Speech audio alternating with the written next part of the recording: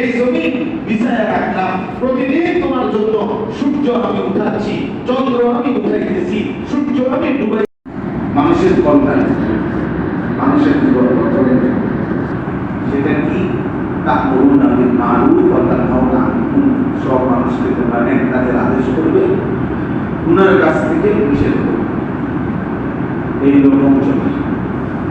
তাহলে এক নাম্বার হলো আত্মসংশোধন, নিজেকে সংশোধন করা। ইয়া আইয়ুহাল্লাযীনা আমানু আলাইকুম আনফুসাকুম, এটা কোরআনের আয়াত। এই বান্দাগণ তোমরা নিজেকে আঁকড়িয়ে দাও। আলাইকুম আনফুসাকুম, নিজেকে আঁকড়িয়ে দাও।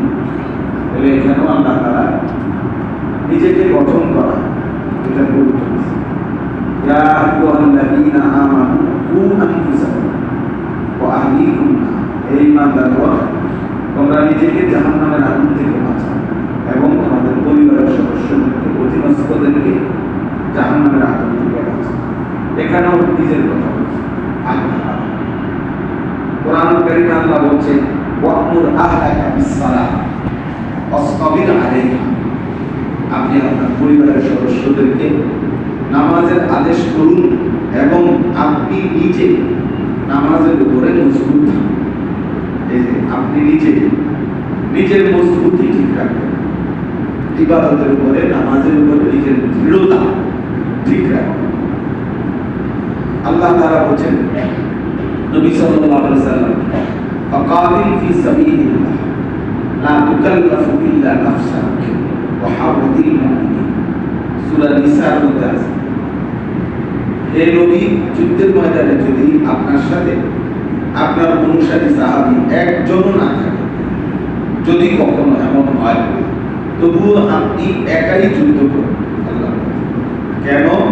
লা তুকাল্লাফু ইল্লা নাফসাক, কেননা শরীয়তের সমস্ত বিষয়ে মনে রাখতে হবে আপনি মুকাল্লাফ, আপনার উপর আদেশ, আপনি শরীয়তের বিধান থেকে মুক্ত নন।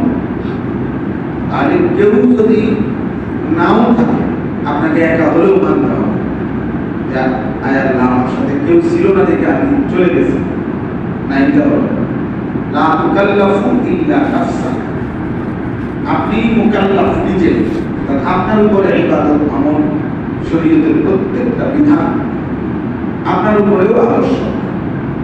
কাজে আপনি নিজেকে আল্লাহর হুকুম থেকে মুক্ত রাখতে পারেন, হইতে পারেন। ওয়াহাবিল মুমিনিন, হ্যাঁ, তবে আপনি ইমানদারদেরকে প্রতিনিয়ত উৎসাহিত করতে থাকুন, কিন্তু নিজের ব্যাপারে বলবেন।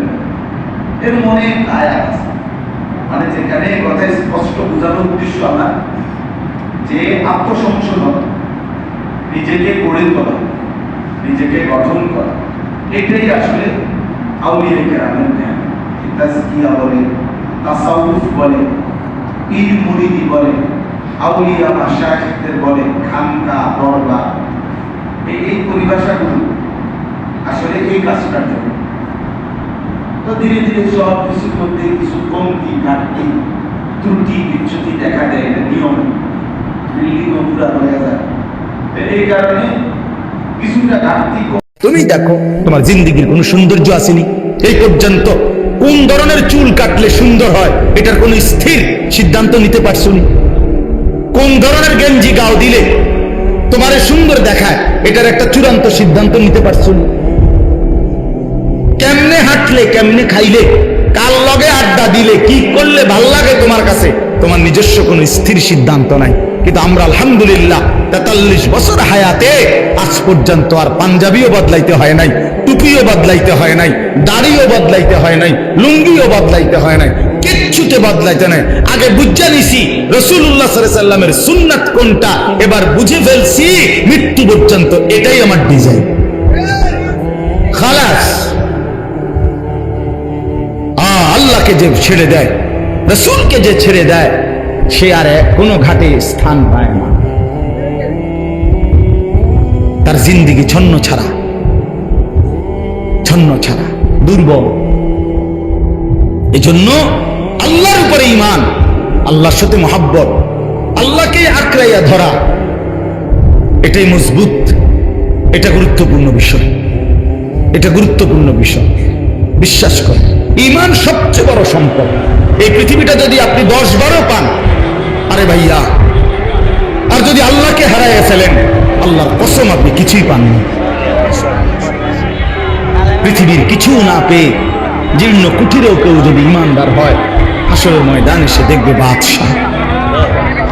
আমার শায়েখ আল্লামা মুফতি মুশতাক